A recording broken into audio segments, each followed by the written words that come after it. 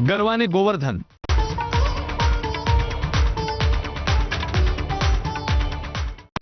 Headlines brought to you by Chitale बंधू.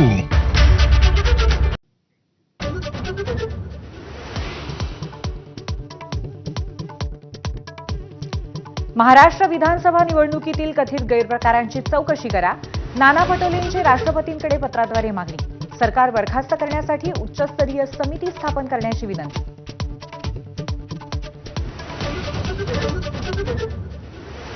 आगामी महापालिका निवडणुका दिवाळीनंतरच होण्याची शक्यता. प्रभाग रचनेच्या 7 टप्प्यांच्या प्रक्रियेला 2.5 ते 3 महिने लागणार. सप्टेंबरच्या सुरुवातीला प्रक्रिया पूर्ण होण्याची शक्यता.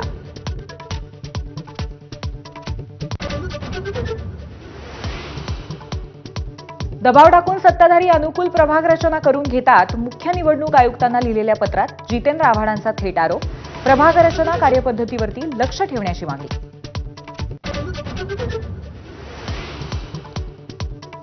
लाडकी बहीण योजनेसाठी निधी नसेल तर योजना बंद करा. सामाजिक न्याय खात्याचा निधी वळवण्यावरून आमदार नितीन राऊतांचा संताप. सामाजिक न्याय मंत्र्यांना ठोस भूमिका घेण्याचं आवाहन.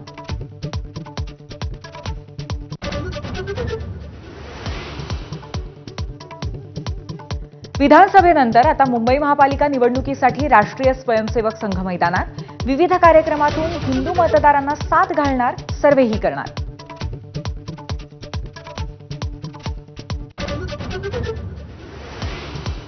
लोकसभा निवडणुकीत जे पक्ष महाविकास आघाडीत एकत्र लढले त्यापैकी एकानं विधानसभेत फायदा करून घेतला. आमदार रोहित पवारांच्या वक्तव्याची चर्चा. सत्तेसाठी विचार बदलला तर मग विचारासाठी कोण लढणार, असाही सवाल.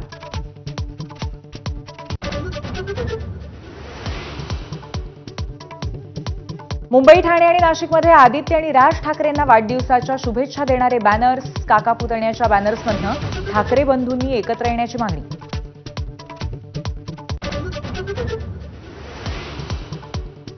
मुंबईत दुपारी 12 वाजता मनसेच्या केंद्रीय समितीची बैठक. राज ठाकरे शहराध्यक्षांशी चर्चा करणार. शिवतीर्थावर बैठक होणार.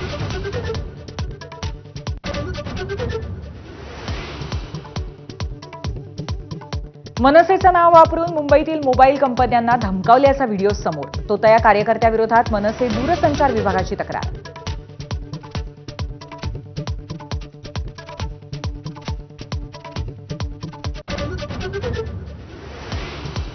सत्यजित पाटणकरांचा भाजप प्रवेश होताच शंभूराज देसाईंना डिवचलं. गद्दारी करून गुवाहाटीला का गेलात? देसाईंना सवाल. पाटणकरांच्या पक्षप्रवेशाला देसाईंनी केला होता विरोध.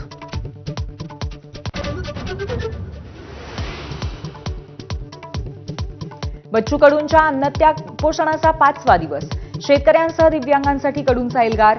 राजू शेट्टी, लक्ष्मण हाके, संभाजीराजे, रोहित पवार आज कडूंना भेटणार.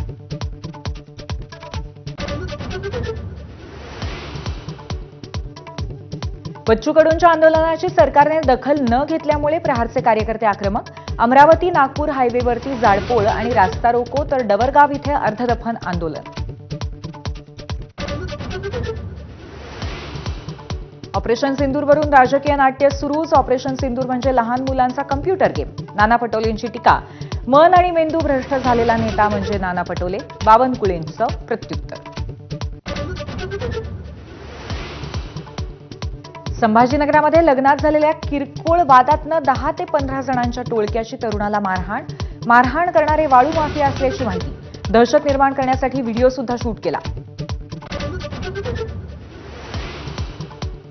अल्पसंख्याक संस्थेत 11वी प्रवेशासाठीचा